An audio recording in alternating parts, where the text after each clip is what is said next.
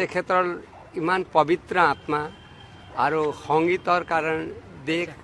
জাতি জনজাতি আদিবাসী সমস্ত জনগোষ্ঠীৰ কাৰণ তেখেতৰ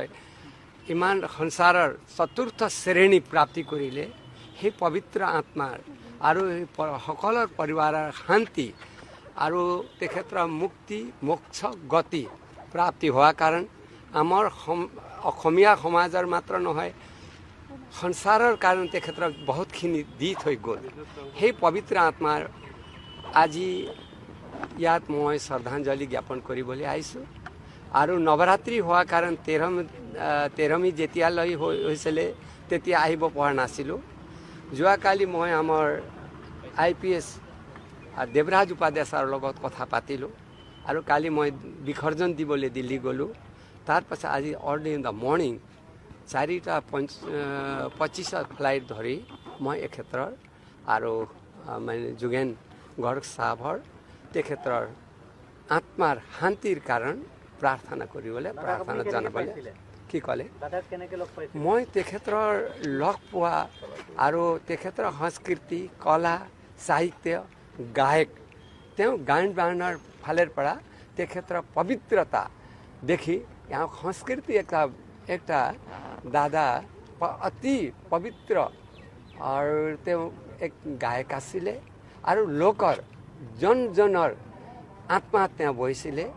युवा युवती युवा पीढ़ीर कारण त्या एनका देखिছে ही देखा कारण मैं तेखेतर अति ভাল पाइছোঁ ভাল পোৱা কাৰণে তেখেতৰ শ্ৰদ্ধাঞ্জলি জ্ঞাপন কৰিবলৈ মই লগ পাইছিলোঁ এয়াৰপোৰ্টত একবাৰ দুবাৰ মই লগ পাইছিলোঁ আৰু ইমান পবিত্ৰ আছে ইমান সংসাৰৰ ৰূপ অফ দি ৱৰ্ল্ড সংসাৰৰ শিখৰ আছে বুলি জনা নাছিলোঁ কিন্তু এতিয়া যি মানুহ যায় তেতিয়াই বস্তুৰ ভ্যালুটো আহে আৰু এতিয়াই ভ্যালুটো আমি বুজি পাইছোঁ মই সেইকাৰণে মই এটা সন্ন্যাসী হয় মই মহামণ্ডলেশ্বৰ সন্ন্যাসী হয় তে ঐশ্বৰ্য আচুৰীয়া শক্তি তেওঁ এটা ভগৱানৰ দৈবিক শক্তি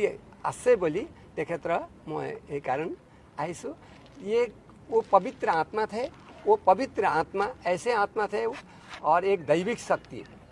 शक्ति उनको प्राप्ति था तो आज संसार में चतुर्थ श्रेणी प्राप्ति होना मामूली चीज़ नहीं है इस मामूली चीज़ नहीं होने के कारण और इस पवित्र आत्मा को और मैं आत्मा से